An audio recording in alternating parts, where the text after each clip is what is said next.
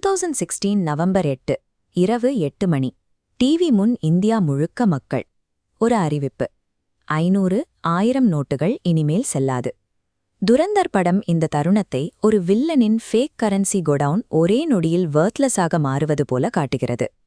RBI data படி 99.3% டிமானிட்டைஸ்ட் currency மீண்டும் banking சிஸ்டம்க்கு திரும்பி வந்தது. படம் காட்டும் அந்த உடனடி வெற்றிக்கும் அதிகாரப்பூர்வ கணக்கிற்கும் இடையே ஒரு தெளிவான இடைவெளி இருக்கிறது. இந்த தரவுகளைக் கொண்டு படத்தின் கூற்றுகளை official institutional records, economic data மற்றும் கோர்ட் ஃபைண்டிங்ஸ் ஆகியவற்றுடன் ஒப்பிட்டு பார்க்கலாம். நிஜ வரலாற்று துண்டுகளை வைத்து ஒரு தவறான பொது நினைவகத்தை உருவாக்க படம் கையாளும் உத்திகளை இப்போது ஆராயலாம்.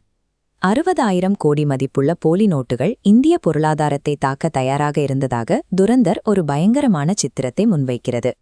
NCRB, அதாவது நேஷனல் கிரைம் ரெக்கார்ட்ஸ் பியூரோ தரவுகளின்படி 2016-17 வங்கி அமைப்பில் கண்டறியப்பட்ட போலி நோட்டுகளின் மதிப்பு சுமார் 43 கோடி மட்டுமே. நிஜமான ஒரு சிக்கலை எடுத்துக்கொண்டு அதன் அளவை படம் 1000 மடங்காக உயர்த்தி காட்டுகிறது. டிமானிட்டைசேஷனை நன்கு திட்டமிடப்பட்ட, உளவுத்துறை வழிநடத்திய ஒரு தேசிய பாதுகாப்பு நடவடிக்கையாக திரைக்கதை சித்தரிக்கிறது. முன்னாள் RBI கவர்னர் ரகுராம் ராஜன் பணமதிப்பிழப்பு நடவடிக்கைக்கு எதிராக தான் அறிவுறுத்தியதை பகிரங்கமாக தெரிவித்துள்ளார். அவர் பதவிக்காலத்தில் இத்தகைய முடிவை எடுக்குமாறு RBI அதிகாரப்பூர்வமாக கோரப்படவில்லை என்பது குறிப்பிடத்தக்கது. ஒரு குழப்பமான பொருளாதார முடிவை தேசப்பற்று சார்ந்த தேவையாக மாற்றி காட்டும் இந்த உத்திக்கு செக்யூரிட்டைசேஷன் என்று பெயர். அறிவிப்பு வந்தவுடனே வில்லனின் போலி பண நெட்வொர்க் அழிவது போன்ற காட்சி திரையரங்குகளில் ஒரு உடனடி திருப்தியை ஏற்படுத்துகிறது. பணமதிப்பிழப்பு நடவடிக்கைக்குப் பிறகு போலி நோட்டுகளின் புழக்கம் குறையவில்லை.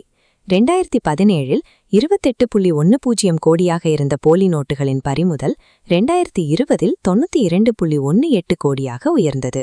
போலி நோட்டு கும்பல்கள் புதிய நோட்டுகளுக்கு ஏற்ப தங்களை விரைவாக மாற்றிக்கொண்டன. ஒரு குறுகிய கால தடையை மட்டும் காட்டி நீண்ட கால தோல்வியை மறைப்பதை ஸ்னாப்ஷாட் ஃபாலசி என்று அழைக்கலாம். பணமதிப்பிழப்பு பயங்கரவாத நிதியுதவியை தடுத்து காஷ்மீரில் அமைதியை கொண்டு வந்தது என்ற ஆபத்தான வாதத்தையும் படம் முன்வைக்கிறது. SATP தரவுகளின்படி ஜம்மு காஷ்மீரில் வன்முறை பலி எண்ணிக்கை 2016 267 இருந்து 2018 452 உயர்ந்தது. கடந்த 10 ஆண்டுகளில் 2018 ஆண்டுதான் அங்கு அதிகப்படியான உயிர்ச்சேதங்கள் நிகழ்ந்த ஆண்டாகும். சரிபார்க்கப்பட்ட புள்ளி விவரங்கள் படத்தின் வெற்றி கதையை முழுமையாக மறுக்கின்றன. திரையில் காட்டப்படும் வீரபிம்பங்களுக்குப் பின்னால் மறைக்கப்பட்ட மனித மற்றும் பொருளாதார இழப்புகளை நாம் கவனிக்க வேண்டும். பணத்தட்டுப்பாட்டினால் ஏற்பட்ட பீதியிலும் ATM வரிசைகளிலும் 100க்கும் மேற்பட்டோர் உயிரிழந்ததாக அதிகாரப்பூர்வமாக பதிவு செய்யப்பட்டுள்ளது. பணப்புழக்கத்தை நம்பியிருந்த MSME எனப்படும் சிறு தொழில்கள் முடங்கின. குறிப்பாக ஜவுளி மற்றும் தொழிற்சாலை தொழில் பணியாற்றிய லட்சக்கணக்கான தினக்கூலி தொழிலாளர்கள் வாழ்வாதாரத்தை இழந்தனர். விவசாயிகள் தங்கள் விளைபொருட்களை விற்க முடியாமலும் அடுத்த போகத்திற்கான விதைகளை வாங்க முடியாமலும் தவித்தனர். அழுகக்கூடிய பொருட்களின் வர்த்தகம் முதல் வாரத்திலேயே 23% சரிந்தது. இந்தியாவின் காலாண்டு GDP வளர்ச்சி விகிதம் சுமார் 8%-இலிருந்து 5.7% வரை சரிந்து பொருளாதார தேக்க நிலையை அடைந்தது.